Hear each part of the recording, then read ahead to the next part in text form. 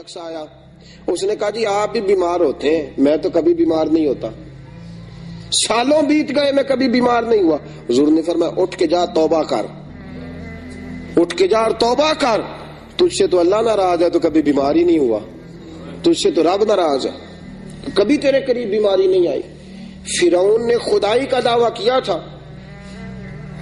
اور 300 سال تک اس کے پیر میں کبھی کانٹا بھی نہیں چبھا تھا, سر میں کبھی درد بھی نہیں ہوا تھا. یہ سزا ہوتی ہے, اللہ ڈھیل دے دیتا ہے بعضوں کا, یاد رکھیں بعض اوقات یہ سزا ہوتی ہے اگر بیماری نہیں ہے.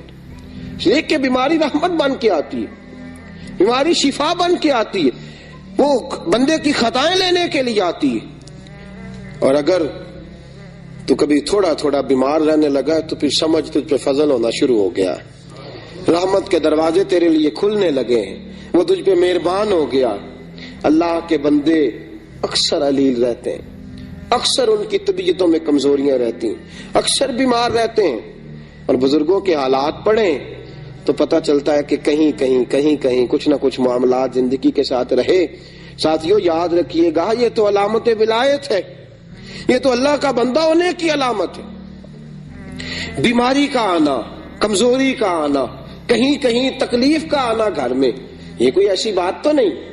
اور پھر بیمار کو پرہیز بھی کرنی چاہیے, بیمار کو سبحان اللہ.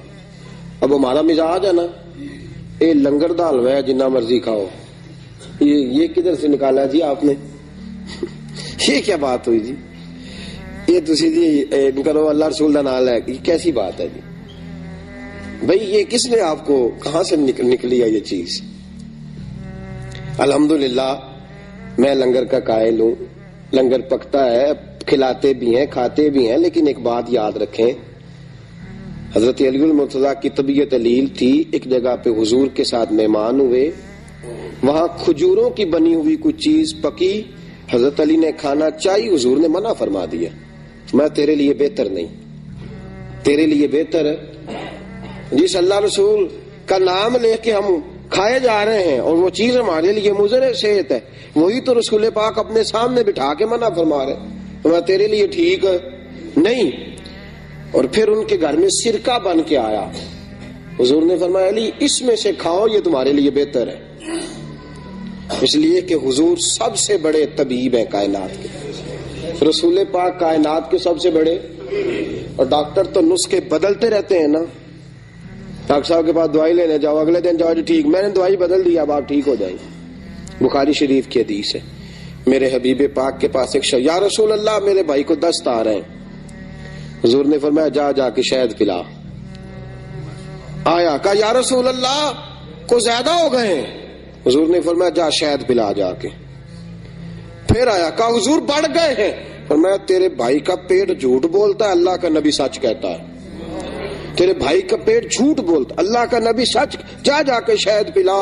وہ کہتے ہیں گیا, جا کے شہد پلایا, اللہ نے شفا عطا فرما دی.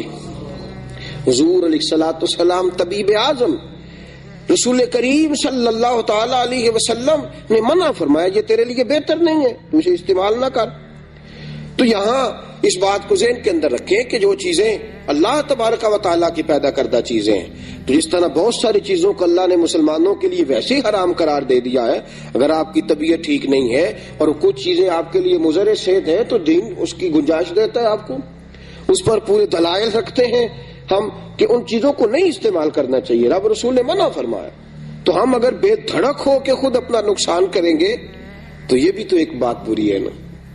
وہ ایک روایت میں آتا ہے کہ 10 آدمی, فتوح شام نے لکھا ہے کہ جب حضرت سعد بن ابی وقاص رضی اللہ تعالیٰ عنہ کی سرپرستی میں یرموک کا جو ہے وہ معرکہ فتح ہوا ہے, تو وہاں 10 آدمی تھے جو پیاس سے تڑپ رہے تھے.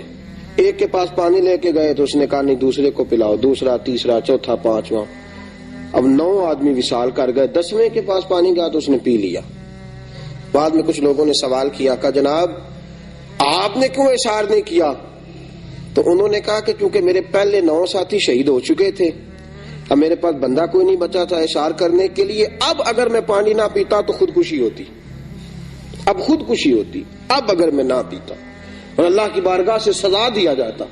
اس لیے دینی معاملات جو ہیں ان کی جو حدود ہے ان کو وہاں تک رکھا جائے گا.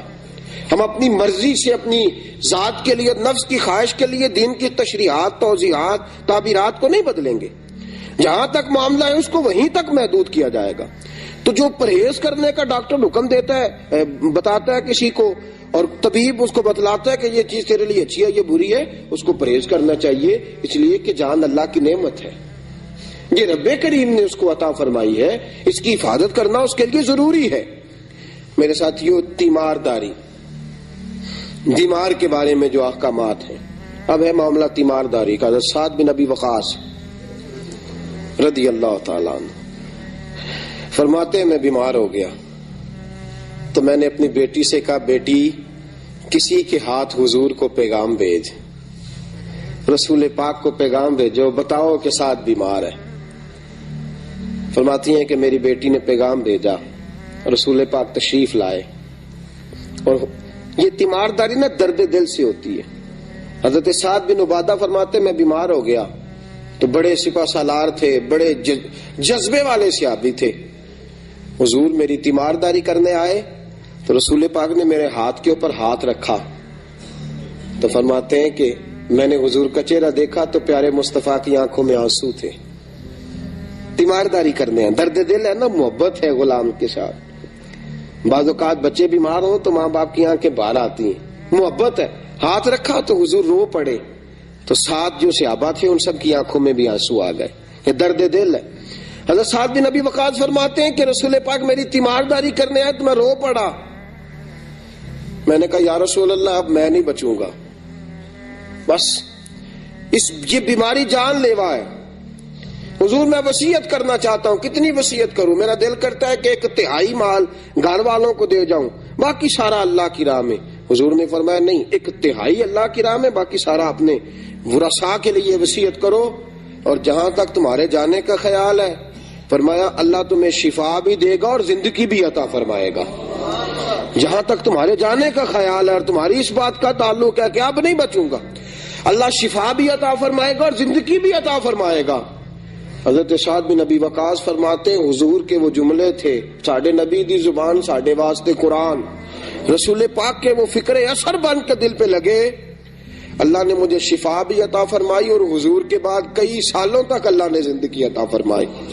کئی سالوں تک رسول پاک علیہ الصلوۃ والسلام کے بعد تو بڑی جلدی دل چھوڑ جانا بیماری کے عالم میں، یا لواحقین کا یہ کہہ جانا کہ بس بھائی اس کی بھی اجازت نہیں ہے. ہم کیا کریں گے؟ ہمارا جو مریض ہوگا اس کو تسلی دیں گے. اگر وہ کوئی ایسا جملہ کہے گا بھی تو ہم اس کو جواب میں سمجھائیں گے کہ شفائیں اللہ کے پاس ہے، وقت اللہ نے مقرر فرمایا ہے. اللہ تبارک و تعالی ہی اس وقت مقررہ پر سب کے ساتھ یہ معاملہ کرے گا. ضروری نہیں. اعلیٰ حضرت رحمت اللہ علیہ فرماتے ہیں کئی دفعہ ایسا ہوتا ہے کہ بیمار تندرست ہو جاتا ہے اور تیماردار کا وقت آ جاتا ہے، وہ رخصت ہو جاتا ہے، بیمار تندرست ہو جاتا ہے، اس کو شفائیں مل جاتی. تو یہ کوئی ضروری نہیں کہ جو بیمار ہے وہ ہی جانے والا ہے. یہ تو سب کو تیاری رکھنی چاہیے. میرے ساتھیوں، جب کوئی بیمار ہوتا ہے نا تو وہ کمزور ہو جاتا ہے. سورج ٹردا نال برابر، نال برابر، دن کیوں لنگدا سال برابر، سورج ٹردا